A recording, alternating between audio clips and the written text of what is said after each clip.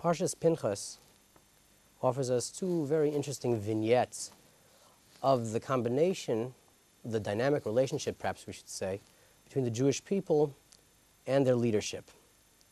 On the one hand, we start off the Parsha with the following psukim. Vayadaber Hashem el Moshe lemor, Pinchas ben Elazar ben Aaron HaKohen heshivis chamasim al b'nei Yisrael bekanoas kinasi b'socham v'lo chilisi es b'nei Yisrael bekinasi. Lachein emor, hineni nosein lo es brisi shalom. Vayso lo lezaro acharav bris kunas olam tachas asher kinei le'elokav vayechaper al b'nei Yisrael. It's outstanding in that, on the one hand, we find Pinchas is engaged in an act of violence. His killing of Zimri and Cosby can't be described in any other terms. And yet he receives as his reward shalom, peace, something that we would usually consider as being antithetical to the sort of act that he was engaged in. If we examine more closely the psukim, though, we'll find that what motivates Pinchas, and precisely for that reason he receives the gift of shalom, is that there are two separate agendas, or related agendas perhaps, involved in his act. On the one hand, heshivis chamasim al b'nei Yisrael, and bekano es kinasi. The Gemara in Sanhedrin says that Pinchas is a Meshiv Chema ben Meshiv Chema. He's a descendant of Aaron HaKohen, who's come to the defense of the Jewish people at many times. And precisely the Gemara cites over there, as Rashi's Mefarish on Pei Beis in Sanhedrin, that the Jewish people were saved by Aaron at the time of the rebellion of Korach, by Aaron's bringing the Ketores. He is also at the same time a Kanoes Kinasi, a Kanoi ben Kanoi, descendant from Shevet Levi, someone who is coming on the one hand to protect the honor of the Jewish people, to protect the honor of the Jewish people in their relationship to HaKadosh Baruch Hu.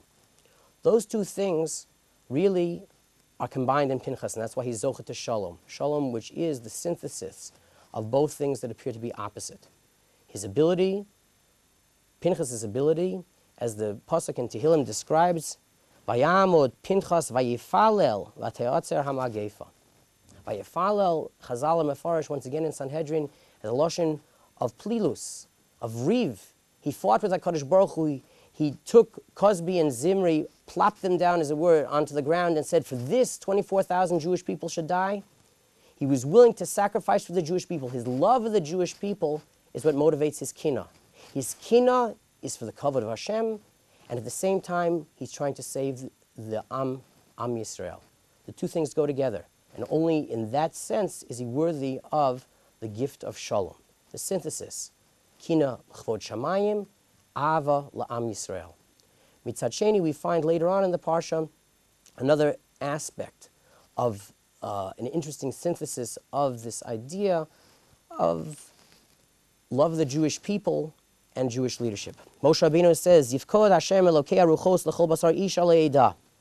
Asher yetzei lifneihem v'yasher avo lifneihem v'yasher yotziyem v'yasher yeviyem v'lo siyah adas Hashem ketzon asher ein lohem roeh.